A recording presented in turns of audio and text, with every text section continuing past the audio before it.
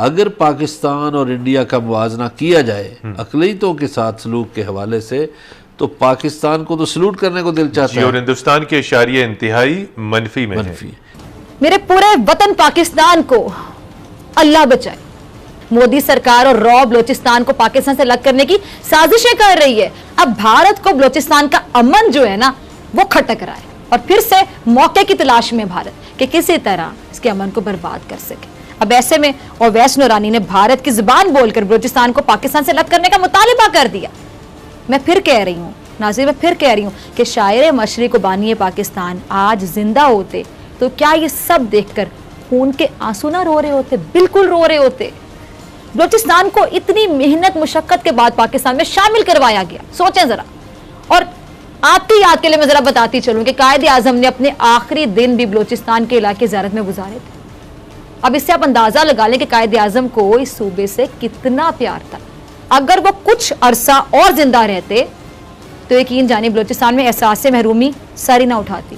लेकिन अफसोस ये कि अब ओवैस नूरानी जैसे लोग रहबरी करने निकले हैं और अपने बयानात के जरिए सूबे में आग लगाने की कोई कसर नहीं छोड़े।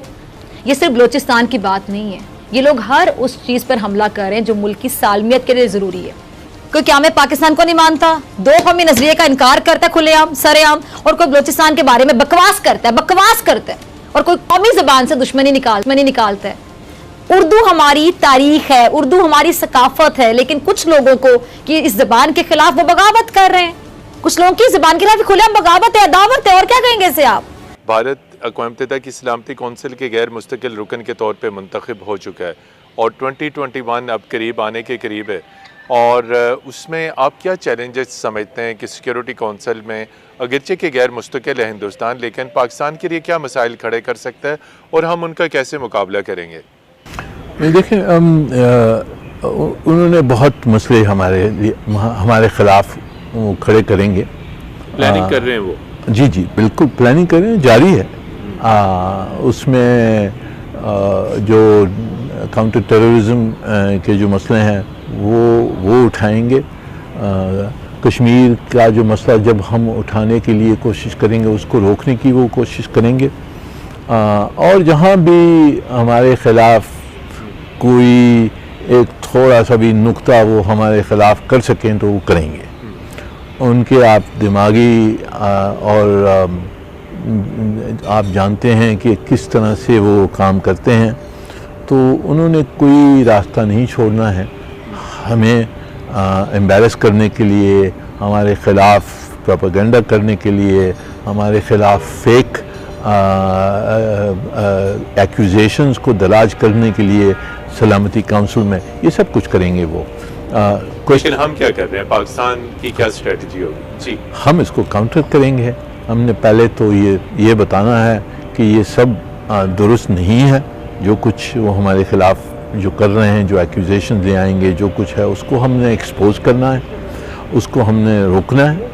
और उसके बाद में हमारी जो कहानी है वो भी हम पहुंचाएंगे वहाँ तक।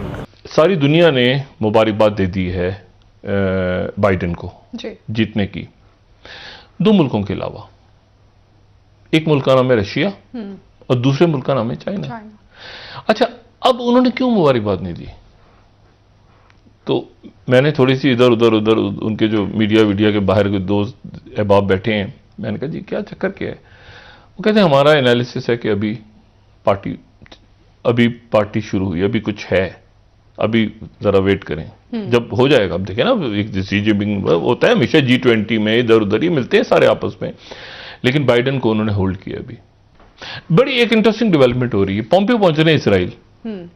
पोम्पियो अभी पोम्पियो खत्म नहीं हुई पार्टी, अभी वो पार्टी टर्म वाली खत्म नहीं हुई और पोम्पियो आ रहे हैं। और ये भी हो सकता है कि वो बहुत कुछ ऐलान कर जाएं। जी डॉक्टर साहब एक ब्रेक ले लेते हैं। बहुत ऐलान कर दें। और जवाद जरीफ कल यहां आ रहे हैं और यहां से साउथ अमेरिका जा रहे हैं, वो वेनेजुएला, वो जहां बगावत की कोशिश हो रही थी अमेरिका की तरफ। यहां से जवाद जरीफ ईरान के वजीर खारजा, पाकिस्तान के बाद साउथ अमेरिका जाए, जनूबी अमेरिका। ठीक है, ये बड़े वाले शुमाली अमेरिका में नहीं, साउथ अमेरिका, ये बड़ी तो वेनेजुएला, क्यूबा, उधर का दौरा करेंगे।